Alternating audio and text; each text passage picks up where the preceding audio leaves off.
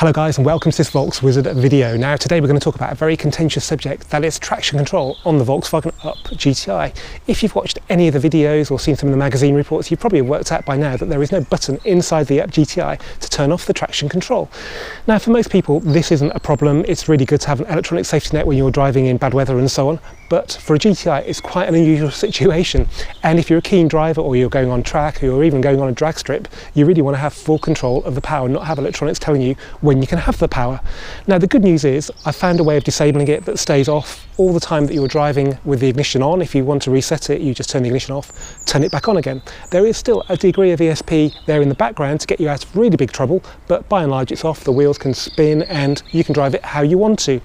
I should point out that before you do this to your own car, make sure your insurer will still cover you, because there's no button to turn it off, and therefore it's a bit weird for somebody to do it, and I wouldn't blame an insurer for not insuring people if they're driving on the public road with the ESP off, so do check that before doing this. Right, without any further ado, let's get my VAGCOM diagnostic system out and have a look at disabling the ESP on this Volkswagen Up GTI. Okay guys, this is my own Up GTI, excuse the mess, it's still as it came to the dealer with protective bits still in place. Now the engine's running for good reason. It's best to make these changes with the engine running, because if you touch the ignition you'll end up cancelling them, so if you do it with the engine running you can just drive off with the ESP deactivated. First thing you need to do is plug your genuine VAGCOM cable into the diagnostic port, which is down here. You might find the dealers fitted a data plug, which if they have, you need to remove that, keep it somewhere safe. Then go to your laptop running VCDS software and select the ABS control module.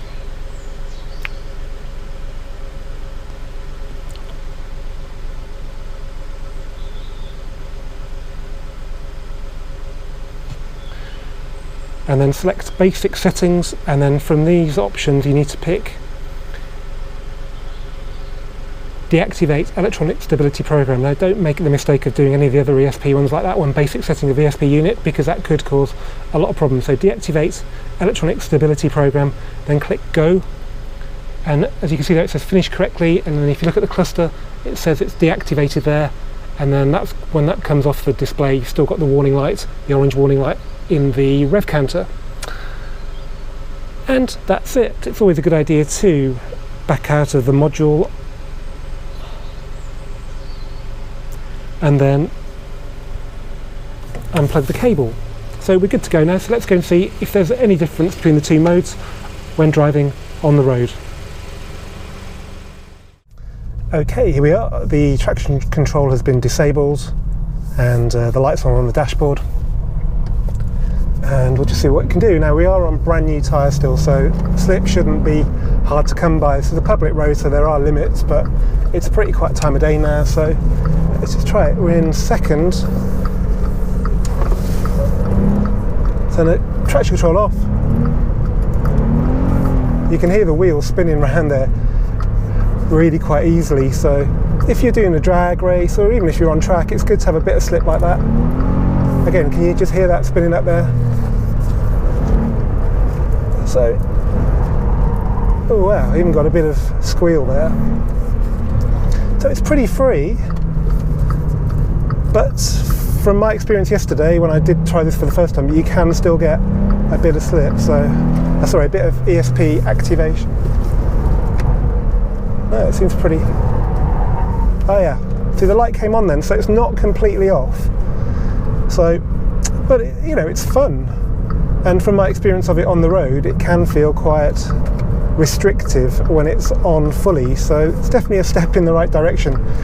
Suppose you're driving in snow, you needed to get yourself out of snow and you wanted your wheels to spin, you'd want ESP off, but you wouldn't want it completely off, because obviously you've got the risk of sliding on ice and stuff, so it seems ideal for that. I mean, some people will want it off fully, but the only way to do that I can imagine is to disable the ABS, and that would bring a whole world of problems. So, you know, cars that are designed for ABS should always be run with ABS, so I wouldn't dream of driving one on track with ABS disabled. For me, that's pretty good. You have to get pretty extreme to get the ESP to kick in when it's been switched off, and on track use you should be smooth and fast anyway, so it shouldn't be too much of a problem. So now let's try it with ESP fully on. To do that, all I have to do is turn the ignition on and off, because this is just set to stay off while the ignition's on. So just turn it off. Okay, so that's the lights off now. There's nothing on the dash at all. Just get out of this car park.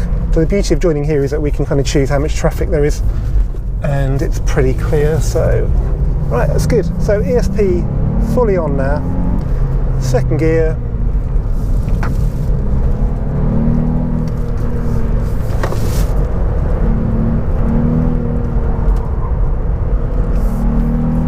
So you still get a bit of squeal, a bit of roll. Like I found out in Wales, it's not there to kind of completely save you, but it won't let the wheels. Got my foot to the board, then it's not over speeding. So that is the big difference, really.